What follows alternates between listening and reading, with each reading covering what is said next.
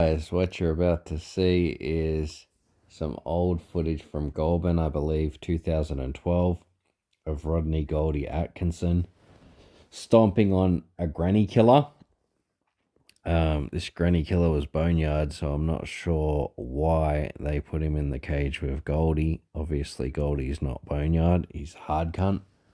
It was after a visit, and in light of the video the other day of Farhad Kwame being put in with a known enemy, and this also happened at Goulburn, and this guy's being put in. This is, another setup. It has to be, because why would they put a granny killer in with someone as notorious as Goldie?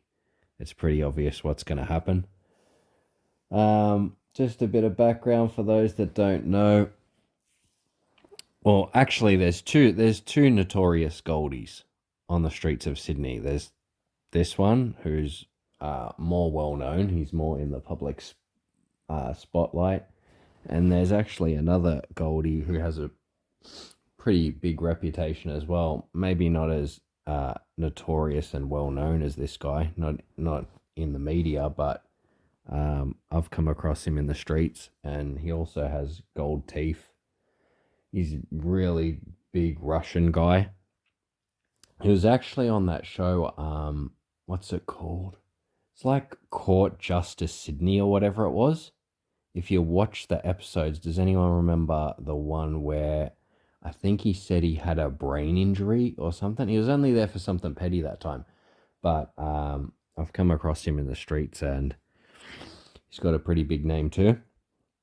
But anyway, this Goldie here is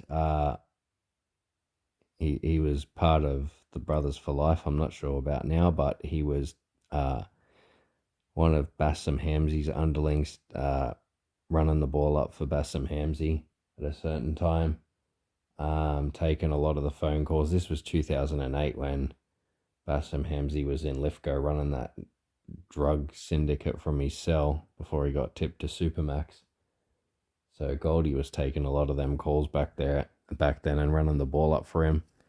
And then I believe I can't remember exactly what time frame, would have been around that time frame actually, when because Fadi Ibrahim got shot and nearly died. Remember, he got shot in his Lamborghini. And then they blamed John Macris, who's now dead. He got shot dead in Greece, but they blamed him. And they were accused of hiring Goldie to avenge Fardy's shooting, but they beat the case. Goldie and that did.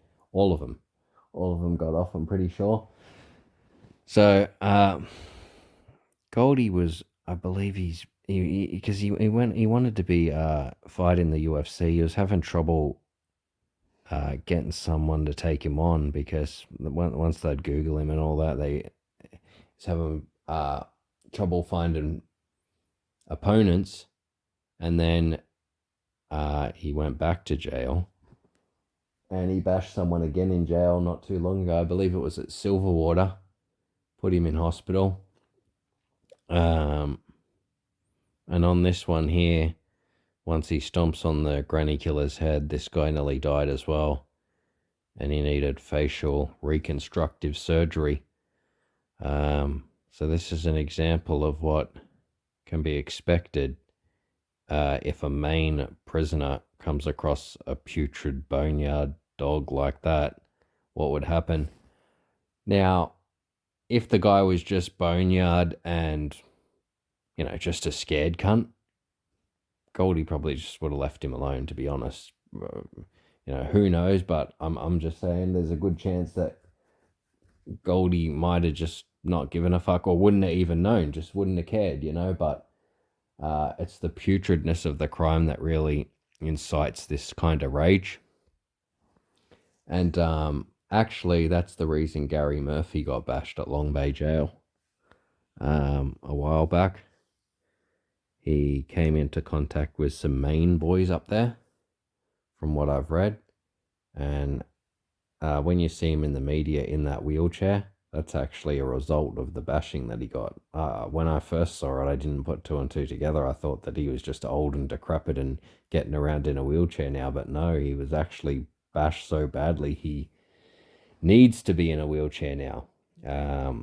So usually, uh, the jail goes to extreme lengths to make sure that main and protection inmates don't ever mix, and it would only be possible for them to mix seemingly if someone wanted someone got, like the Bradley Daniele situation, um, probably like the Gary Murphy situation, like the Farhad Kwame situation, and possibly like this situation. It just seems that uh, someone had an agenda in someone getting an ass whooping.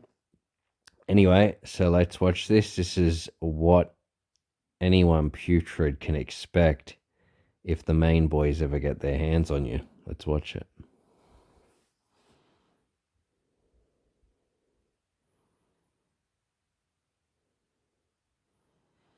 Apparently, this guy was bragging about what he'd done, according to Goldie, anyway.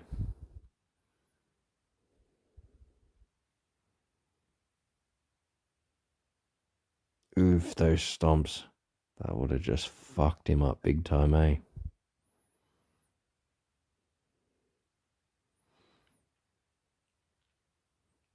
Goldie stopped right away as to avoid, you know, getting maced or something like that. He doesn't want none of that, so he's just pulled up.